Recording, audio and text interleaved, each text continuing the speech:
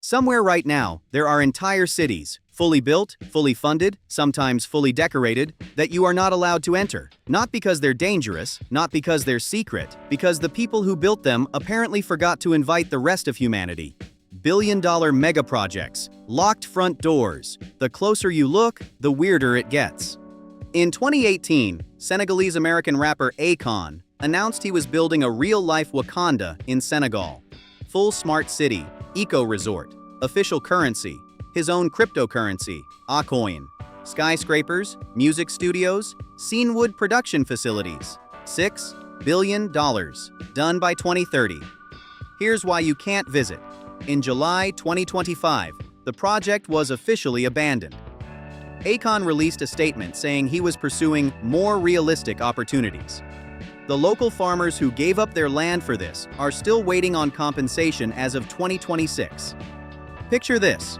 You fly to Senegal, drive 2 hours to the Masdar coast, arrive at the listed coordinates, and find farmland.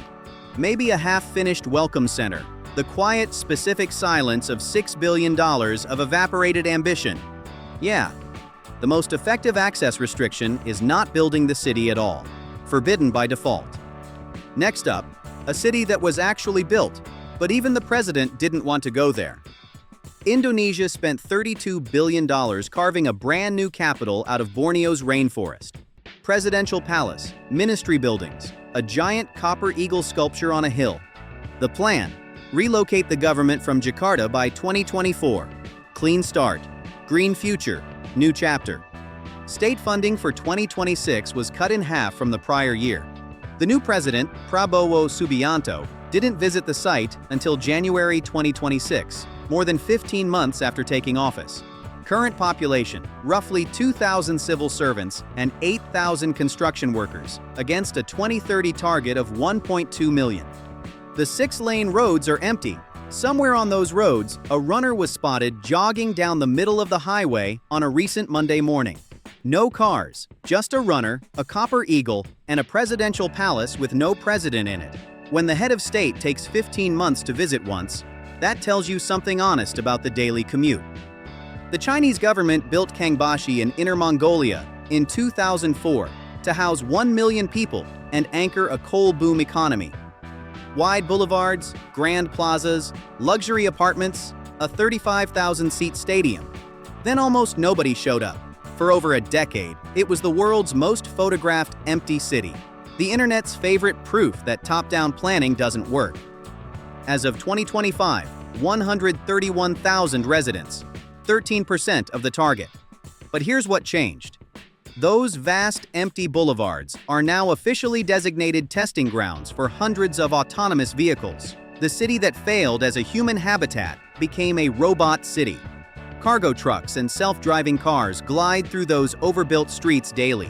You could say someone finally found a use for a 6-lane highway with no people on it. You'd just have to be okay with none of those vehicles having a driver. The city wasn't forbidden to humans. Humans just voted with their feet, and the robots moved in. Cities built for millions, inaccessible to basically everyone, and we're just getting started. Abu Dhabi launched Masdar City in 2006 with a $22 billion budget and one promise: zero carbon, zero cars, zero waste. First sustainable city on Earth. Solar panels on every surface, underground transit pods, the entire layout oriented to catch desert breezes at 110 degrees Fahrenheit. 50,000 residents by 2016. By 2025, approximately 15,000 residents and workers, 30% of the original target. And here's the forbidden part nobody puts in the brochure. Internal combustion vehicles are prohibited.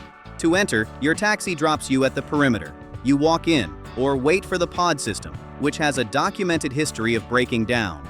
Multiple visitors have noted that a diesel generator greets you near the entrance, in Abu Dhabi, in summer. It's architecturally stunning. It's genuinely car-free. It's also nearly empty after almost 20 years. When 2/3 of a city's projected population still hasn't arrived, you stop calling it a delay, you call it an answer. Country Garden spent $100 billion building Forest City on 4 artificial islands in Malaysia. Luxury towers, marinas, 8-lane highways, malls playing cheerful background music to no one. Designed for 700,000 residents, sold almost exclusively to wealthy Chinese buyers. Then Beijing restricted overseas investment.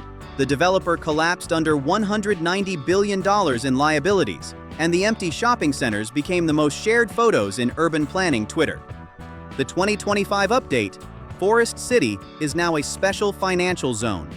Corporate tax rate: 0 to 5%. Target tenants: family offices, fintech firms, wealth management companies. Access is generally restricted to residents, registered businesses, and those with scheduled property inspections.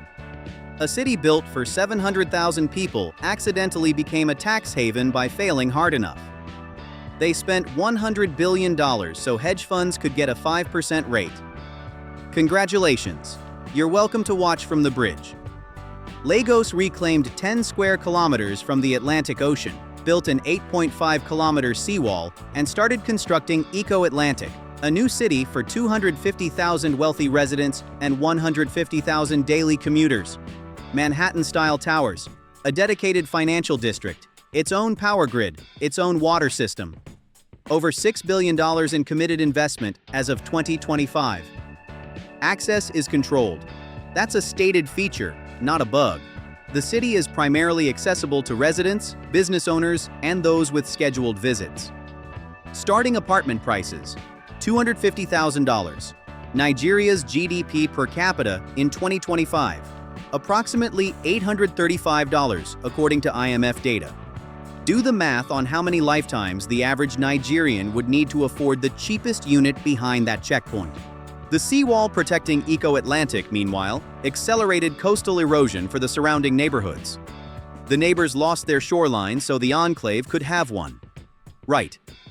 January 2021, Crown Prince Mohammed bin Salman announces The Line, a 170-kilometer mirrored city, 500 meters tall, 9 million residents, 0 cars, AI-controlled climate. Budget: $500 billion. Some structural analyses put the real cost closer to $9 trillion. The promotional videos looked like Marvel movies, because that's essentially what they were. September 16, 2025. Construction suspended by the Public Investment Fund.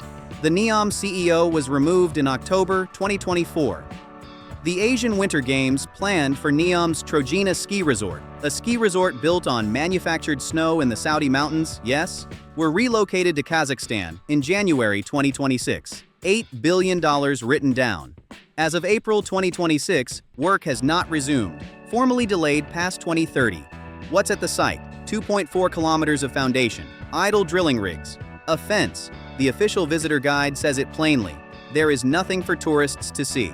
The Huaytat tribe members who refused to leave their ancestral land for this project received prison sentences of up to 50 years, 15 of them. 3 faced capital punishment charges. The fence keeping you out has been keeping them out for years, with significantly more consequences. While the line freezes in the desert, Neom was supposed to have a friendly front door. Sindalah, a luxury Red Sea island with marinas, beach clubs, and a golf course. Proof of concept: tourist accessible. The first tangible thing Neom would actually deliver to the world. In October 2024, Neom threw an opening party. Red carpet, announcements, press coverage. First completed Neom component, they said. Then they closed it again. As of 2026, Sindalah is inaccessible to the general public. Tourist operations postponed, indefinitely. A fully completed island, manicured golf course, empty marina. A party happened here once. Now, nothing. Here's the final number. Neom has spent an estimated $50 billion across the entire project. Phase 1 still has $370 billion outstanding. The first thing they delivered is a yacht club nobody can visit. The second thing, the 170-kilometer mirror wall that was supposed to house 9 million people, is an $8 billion write-down sitting in a construction freeze somewhere in the Saudi desert. Cities you can actually enter: 0.